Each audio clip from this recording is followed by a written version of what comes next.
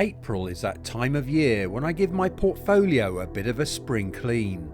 In this video I'll reveal everything I've been buying and selling, and it's been a very busy month indeed. I've sold and got rid of 2 companies which have been underperforming for some time now, and I've also added a brand new company to the portfolio. But first I'm going to reveal all the passive income I've received this April. For the last 15 years I've been investing in mainly large cap UK companies which I hold for the long term. In more recent years I've added a range of exchange traded funds to the portfolio to increase diversification and reduce risk. Not only does the value of my portfolio grow, but I also receive a stream of dividends each month. My ultimate aim is to eventually live off the dividends while allowing the actual capital to carry on growing.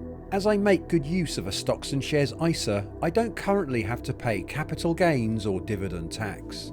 This is not investment advice, and I'm simply showing you my own journey. On the 3rd of April, I received a present from Barclays.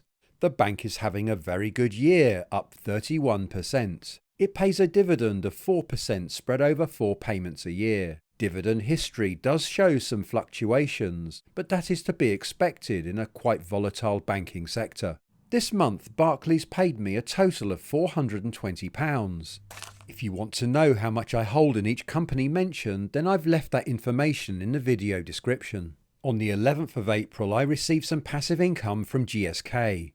It is also having a great year so far, up 11.7%. GSK is another company which pays 4 times a year, and the annual yield is 3.5%. Dividend history has been fairly stable over the long term, but there has been a slight drop in recent years owing to the fact that it is now a slightly smaller company, having spun off its consumer healthcare business a couple of years ago.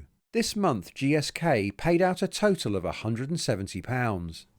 On the 17th, it was the turn of Diageo to reward its shareholders. The company makes a variety of well-known alcoholic beverages like Guinness. The shares are down a touch since the start of the year. Diageo pays a modest dividend of 2.9%. What I really like about Diageo is the way it grows the dividends year after year. A really good sign, and it's one of my favourite holdings.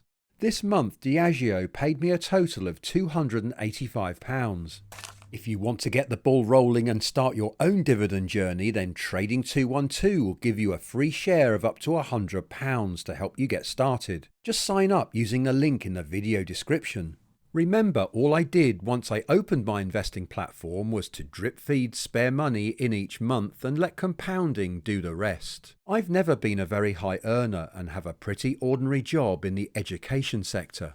On the 18th of April I received some cash from Rio Tinto. The shares are down 7.4% this year and the dividend is quite high at 6.3%. Mining is also a cyclical sector and dividend payments do fluctuate somewhat. This month Rio Tinto paid me a total of £330. On the 25th it was the turn of HSBC to pay out some passive income. The shares are up 5.3% this year and a dividend is a decent 7.3% spread over 4 payments. Again, dividend payments do jump around a bit, but the recent trend is upwards. This month HSBC paid out a total of £435. And now for the monthly premium bond draw. The prize rate is currently 4.4%. There is 1 draw a month and you have easy access to your money, and there is a chance to win £1 million each month. All winnings are tax-free. The first £1 million winner this April was based in Outer London and held a total of £45,000 in bonds, and the second lucky winner was based in the Scottish Highlands with a much lower holding of £18,500 in premium bonds. I use premium bonds as my emergency fund, kept out of the stock market on purpose, so hopefully I never have to sell my shares and can allow them to compound over time. No £1 million prize for me this month, but I did manage to win £75. The bar on the left shows what I would have expected to win so far this year with the full amount invested and average luck. The bar on the right shows what I've actually won. We are well behind at the moment. It will be interesting to see how this changes as the year goes by. Why not subscribe to follow the journey? And now for the overall passive income summary. The green bars on this graph show my passive income for the first 4 months of last year, and the blue bars are for this year. The total for this April was £1,715. This graph shows average monthly share dividends since I started the journey in 2009. This does not include premium bonds and is only share dividends. I find it so motivating seeing these bars go up year after year. At the time of this video, I'm receiving an average of £1,272 a month in share dividends, and it's all tax-free. I'll shortly be revealing everything I've been buying and selling this April, but first a quick look at the FTSE 100 ex-dividend dates for the month ahead. A total of 12 companies go ex-dividend in May. If you own the shares before the ex-dividend date, then you are entitled to the dividend, which will be paid to you on the payment date. As an example, I own shares in Tesco, which go ex-div on the 16th of May. I'll be entitled to 8.25 pence for every share held, and this will be paid to me on the 28th of June. And here are all the payment dates for May. I'll be receiving dividends from the companies highlighted here.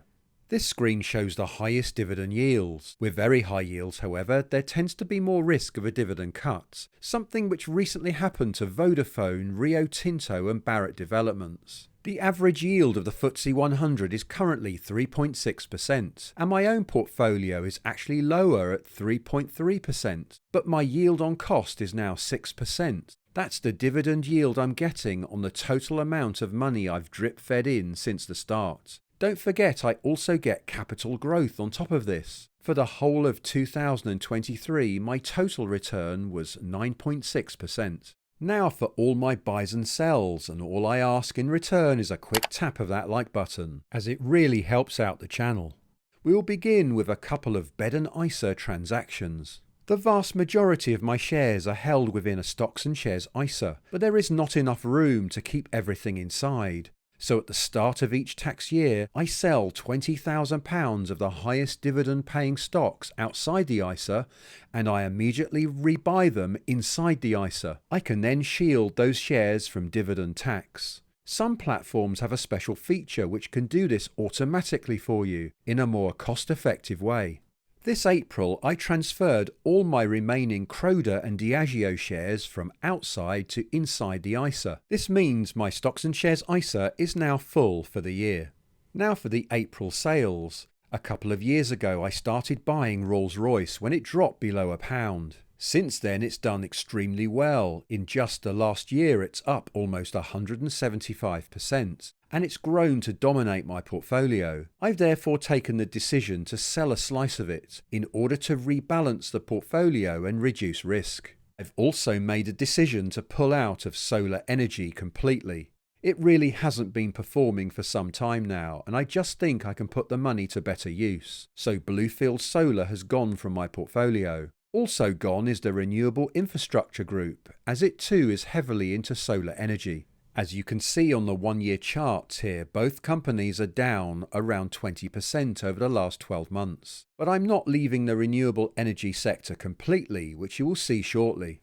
Now for the buys in April, and I've put all the proceeds from Bluefield Solar into Greencoat Wind Energy, which I already own. I just feel that in the UK, wind will do better than solar going forward. I've also put some of the Rolls-Royce funds to work and bought more shares in BAE Systems, which is on an upward trend. The share price is up 31% over the last year. I've added a significant amount to my all-world high dividend ETF, VHYL, and also I continue to add funds to the S&P 500. I've added more to the information and analytics company RELX. It's been rising quite nicely, and I've been buying into this momentum.